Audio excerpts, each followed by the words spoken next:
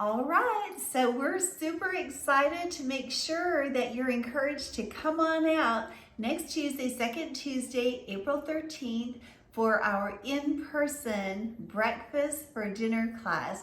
We thought it'd be a fun way to start up again in person. We're going to give away a wonderful brand new kitchen tool for the on-time drawing, so don't be late. And I know it's tempting to stay home because yes, we're still going to provide a Zoom link for those who are out of state or out of the area so they don't miss out, and hopefully that comes across all right when we're doing live.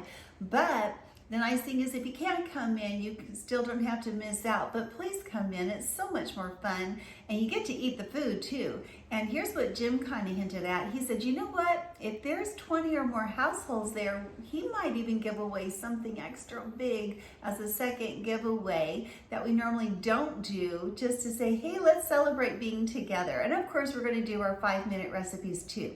So we want you to know you have the freedom to wear your mask or not.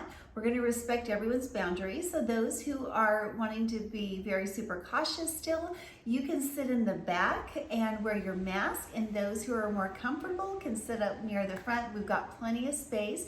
We do ask that you RSVP. It helps us with the amount of food and also so we can let people know where our numbers are looking like if they're playing it super cautious.